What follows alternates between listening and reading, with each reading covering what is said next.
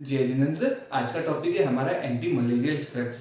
Anti malarial drug अपन कब use में लेते हैं? जब पेशेंट को मलेरिया हो, या तो उसको प्रिवेंट करने के लिए, उसके साइड इफेक्ट या सिम्टम्स दिखाई दे रहे हैं अपन को, उसको प्रिवेंट करने के लिए लेंगे, या डिजीज होने के बाद में उसको ट्रीट करने के लिए लेंगे। चलिए स्टार्ट करते हैं इसके इंट्रोडक्शन के साथ में। इंट्रोडक्शन है सबसे पहले तो दीज ड्रग्स एक्ट अगेंस्ट, यहां तक introduction. These drugs act against protozoan parasite, जो कि क्या है? पॉजिटिव एजेंट है। ठीक है, ये पॉजिटिव एजेंट है। फिर इसकी जीन क्या है? इसकी जीन है प्लाज्मोडियम। ठीक है, फिर है इसकी डेफिनेशन।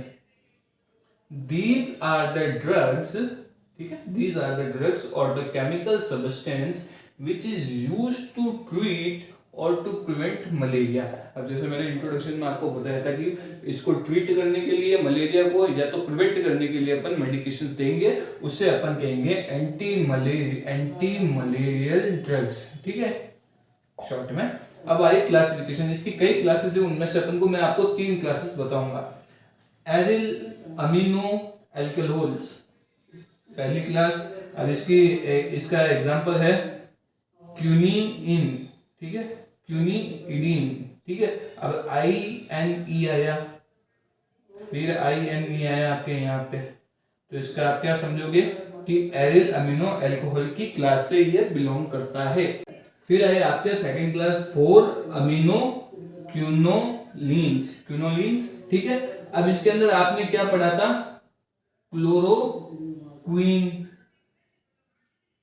Ammonia queen. अब जैसे कोरोना के टाइम के अंदर मेडिकेशन चली थी हाइड्रोक्लोरोक्वीन, ये एंटी मलेरियल ड्रग थी। क्लोरोक्वीन ये आई यहाँ पे, क्लोरोक्वीन। अब क्वीन से आई, तो आप ये समझिए कौन सी क्लास है? 4 अमीनो क्यूनोलिन्स। ठीक है, फिर आई इसकी तीसरी क्लास फोलेट सिंथेसिस इनहिबिटर। अब फोलेट सिंथेसिस इनहिबिटर के अंदर आपको एक ट्विस्ट मिलेगा। सल्फोन्स, सबसे पहला इसका एग्जांपल आ गया सल्फोन्स। अभी आया सल्फोनामाइड। सल्फोनामाइड याद करो, कीमोथेरेपी। कीमोथेरेपी के अंदर कौन सा पार्ट? थर्ड पार्ट कौन सा? बैक्टीरियोस्टेटिक का ड्रग्स। कैसे यूज में ली जाती है? एंटीबायोटिक के रूप में भी यूज में ली जाती है। ये आए आपके सल्फोनामाइड्स।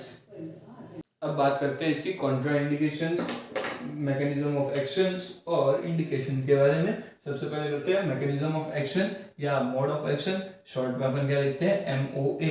अब सबसे पहले अपन क्या करेंगे? पेशेंट को अपन ने मेडिकेशन दी क्लोरोक्वीन।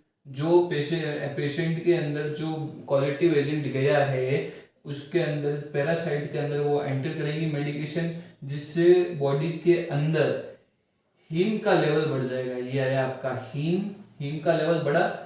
जब ड्रग और हीम आपस में मिलेंगे तो एक टॉक्सिसिटी होगी। उस टॉक्सिसिटी के कारण से प्लाज्मोडियम मेम्ब्रेन डैमेज हो जाएगी, मतलब डैमेज प्लाज्मोडियम मेम्ब्रेन, और act as anti malarial drug. ठीक है, आपको फिर समझा देता हूँ। पेशेंट को अपन ने दी मेडिकेशन क्लोरोक्वीन, जो पेशेंट के अंदर जो पॉजिटिव एजेंट है उसके अंदर पैरासाइट के अंदर एंटर करेगी। फिर increase level of heme in the body. Heme कहाँ पाया जाता है? ब्लड के अंदर। ब्लड कहाँ पाया जाता है? बॉडी के अंदर। तो उसका लेवल इंक्रीज करेगी, और ड्रग और हीम जब आपस में मिलेंगे तो टॉक्सिसिटी होगी। उस टॉक्सिसिटी के कारण से प्लाज्मोडियल मेम्ब्रेन की डैमेज हो जाएगी, प्लाज्मोडियल मेम्ब्रेन डिलीट मतलब डैमेज हो जाएगी, और एक्ट करेगी एंटी मलेरियल ड्रग की तरह। फिर आया इसकी indication use to treat malaria. एकमात्र इंडिकेशन यही है कि मलेरिया को ट्रीट करना अपन को। फिर contraindication, hypersensitivity to these drugs. कोई पेशेंट को एलर्जी है तो अपन उस पेशेंट को नहीं देंगे। फिर पेशेंट विथ रीनल डैमेज और हेपेटिक इंपेयर्ड पेशेंट भी हो सकता है।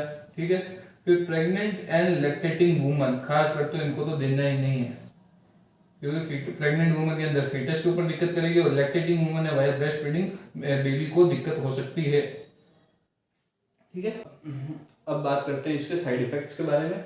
साइड इफेक्ट्स आएंगे सबसे पहले तो पेशेंट को नोजिया हो सकता है, वॉमिटिंग हो सकता है, डायरिया भी हो सकता है, conversion, abdominal pain, GI upset हो गया, हेडेक। फिर विजुअल डिस्टर्बेंस में क्या होगा? इसको ब्लड विजन, मतलब धुंधला सा दिखाई देगा। और फिर आता है ड्रग ड्रग इंटरेक्शन।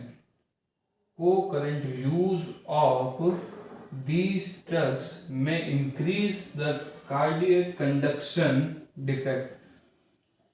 अगर इनको को करंटली यूज में लिया जाएगा तो कार्डियक कंडक्शन डिफेक्ट भी हो सकता है। ये है अपना एंटी मलेरियल ड्रग।